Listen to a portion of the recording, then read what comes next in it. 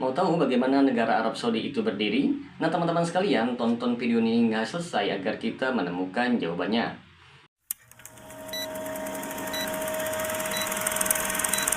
Assalamualaikum warahmatullahi wabarakatuh. Berjumpa lagi dengan saya Rio Mulyadi di channel Manhaj Dakwah.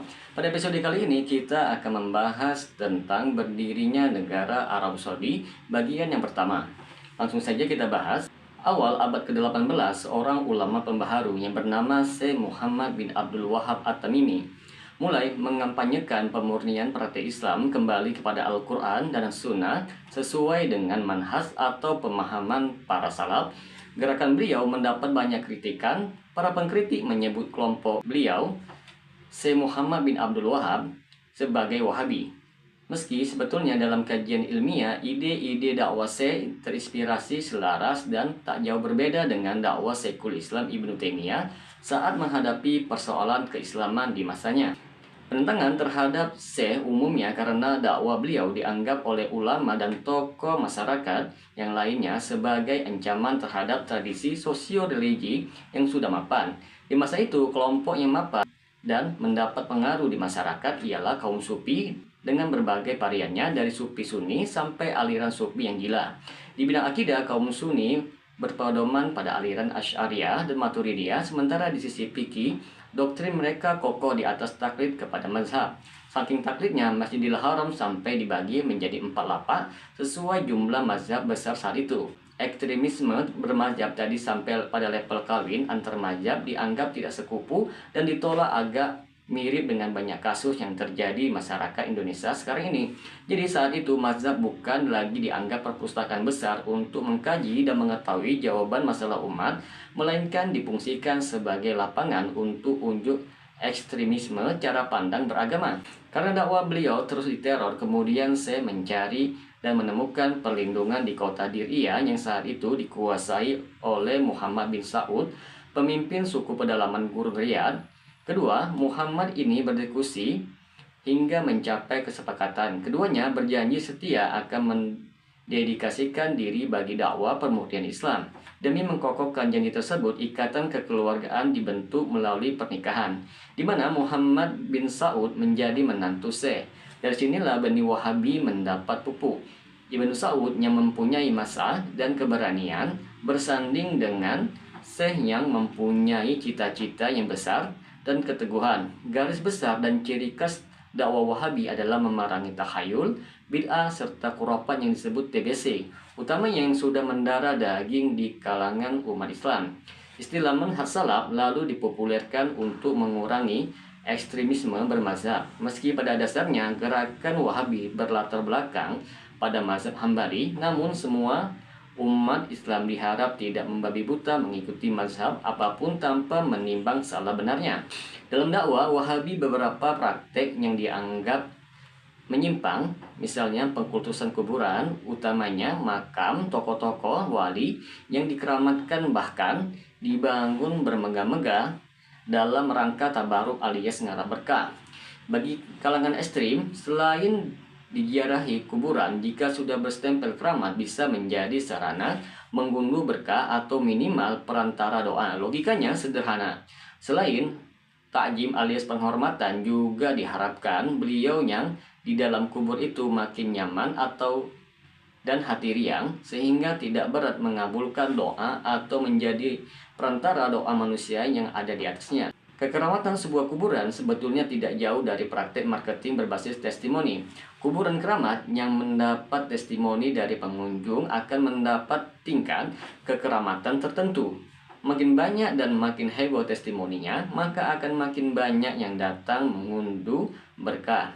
Dijadikan problem solving, sekadar curhat, penguat doa, dan sebagainya, kunci dari ketidakcocokan para pemangku kepentingan yang sudah mapan dengan para aktivis dakwah Wahabi ada di situ. Mereka mengkritik keras aktivitas seperti itu karena yakin bertentangan dengan Al-Quran dan Sunnah. Bahkan bisa naik level bukan sekedar bid'ah, pengkultusan kuburan dipandang dapat menjerumus pada kesyirikan. Perselisihan Salafi Wahabi dengan Sufi Asy'ariyah dalam ranah amaliyah, akidah hingga politik pada era C tersebut mengingatkan kita akan masa Ibnu Taimiyah ketika kaum Asy'ariyah berselisih dengan sebagian kaum Hanabilah. Meski demikian, jarang orang tahu bahwa dakwah Syekh Muhammad bin Abdul Wahab sebenarnya tidak membabi buta, sembarangan memponis musyrik dan alul bid'ah kepada para pelaku pelanggaran. Bahkan mereka mengenal kaidah uzur bijahil, suatu proses pemberian ampunan pada pelaku perbuatan menyimpang jika ia memenuhi syarat-syarat tertentu. Ujur yang dimaksud di sini adalah ketidaktahuan atau jahil dan adanya subhat, kesamaran dalam memandang suatu perkara agama.